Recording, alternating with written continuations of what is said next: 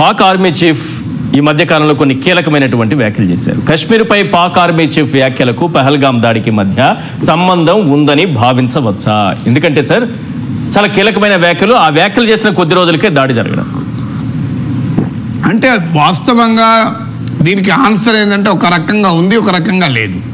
ఉంది ఎలా అంటే జనరల్ ఆసిమ్ మునీర్ ఇతర ఆర్మీ చీఫ్లకు వీడికి ఒక తేడా ఉంది. ఇదని ఇస్లామిక్ స్కాలర్ అని చెప్పుకుంటాడు. తర్వాత నా హైడ్రేషన్ కోసం I just trust one thing, ఫుల్గా వాటర్ ఉండే కంట్రీ డిలైట్ వల్ల కొలాచి కోకోనట్స్. సో ఇప్పుడే కంట్రీ డిలైట్ యాప్ డౌన్లోడ్ చేసుకొని ఆర్డర్ చేయండి. ఇస్లామిక్ వొకాబులరీ వాడుతుంటాడు రెగ్యులర్ గా. సో ఈవెన్ ఇప్పుడు అసీమ్ మునీర్ మాట్లాడిన దాంట్లో ఒక ఆర్గ్యుమెంట్ ఏంది, ఇది పాకిస్తాన్ వేరు, ఇండియా వేరు, ముస్లింలు వేరు, హిందువులు వేరు అని ఆ నరేటివ్ పట్టుకొచ్చాడు. సరిగ్గా మీరు ఇక్కడ చూడండి, పైలగాళ్ళకు కూడా కాశ్మీర్ పైన కూడా చాలా కీలకం. అది కూడా కాశ్మీర్ మా జీవనాడి అని అంటూనే ఈ మాటలు అన్నాడు.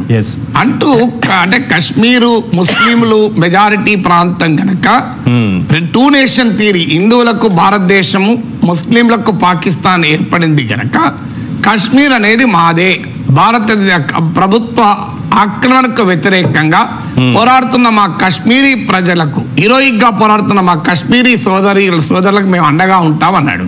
ఇప్పుడు ఇది అనామడు టూరిస్టుల పైన తుపాకులు పడుకుని అటాక్ చేయడం హీరోయిక్ అవుతుంది ఎవడన్నా? మీకు తెలుగు పరిగమాల తెలుగు సినిమాలో కూడా హీరో ఇట్లా కొట్లాడాడు. మంచి సినిమాలు పక్క పెట్టండి. సో ఈవెన్ మన సినిమాలలో కూడా ఇట్లా కొట్లాడుతున్నారు అసలు ఇంకేవాడు, అది హీరోయిజం అవుతుందా?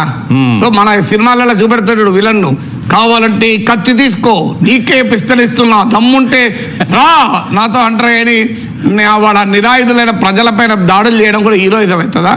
సో అసీమ్ మునీర్ ఏ నరేటివ్ అయితే బిల్లి చేశాడో హిందూ ముస్లిం అని, ఆ నరేటివ్ మీకు ఇక్కడ కనబడింది కూడా. ఇప్పుడు వాళ్ళు తీవ్రవాదులు క్లియర్గా జెండర్ పురుషుల్నే టార్గెట్ చేశారు, వాళ్ళ పేర్లు అడిగారు, మీకు ఇవన్నీ వార్తలు వస్తున్నాయి చూడండి. సో వాళ్ళ ముస్లింలు అయితే వాళ్ళని ఏ మతం అని కూడా అడిగారు,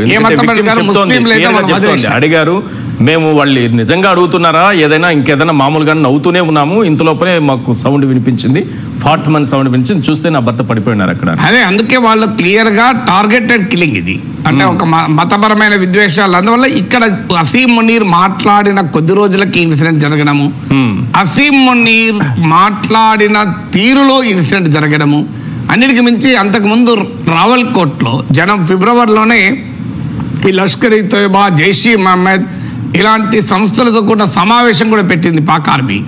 అందువల్ల ఈ సంబంధం ఉంది అనడానికి అది ప్రూఫ్. ఇక లేదు అని ఎందుకన్నానంటే అసీమ్ మునీర్ రాకముందు కూడా జరిగినాయి కదా దాడులు, యూరిలో జరిగినాయి, పుల్వామాలో జరిగినప్పుడు అసీమ్ మునీర్ లేడు కదా. ఏదో వ్యక్తి చేసే పనులుగా మనం చూడకూడదు. పాకిస్తాన్ డీప్ స్టేట్ అంటారు. పాక్ లో ఉన్న అది రాజ్య వ్యవస్థకే భారత పట్ల ఉన్న వైఖరి. They cannot survive without anti India rhetoric. ఇలా అసీమ్ మునీర్ కావచ్చు, అంతకుముందు even Zulfikar Ali Bhutto, general Ziaul Haq, we want India to bleed with 1000 cuts అని అన్నాడు. జనరల్ పర్వేజ్ ముషర్రఫ్ ఢిల్లీలో పుట్టినాడు వాడైతే.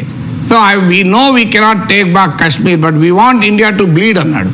అందువల్ల ఇది ఏమి కొత్తగా అసీమ్ మునీరే పుట్టుకొచ్చి ఈ దుర్మార్గం చేస్తున్నాడు అనుకుంటే కూడా పొరపాటు. That is part of the Pakistan foreign policy.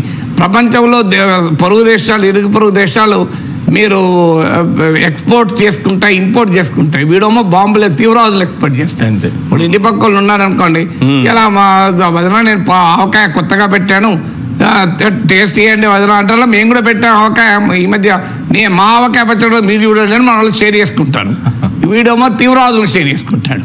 So మనమే షేర్ చేసుకున్నాం, మన వ్యక్తి పంపిస్తుంటాడు. సో అందువల్ల ఎక్స్పోర్ట్ టెర్రరిజం అంటారు. తీవ్రవాదాన్ని ఎగుమతి చేసే ఒక పనికిమాలిన దేశం పాకిస్తాన్. అందులో వ్యక్తులు అసీమ్ మునీరా ఇంకోడా అనేది సమస్య కాదు. ఎవడున్నా పాకిస్తాన్ ఎజెండా అది మనం వ్యక్తులతో లింక్ చేసి దాన్ని తగ్గించకూడదు అన్నది నా పాయింట్. రైట్.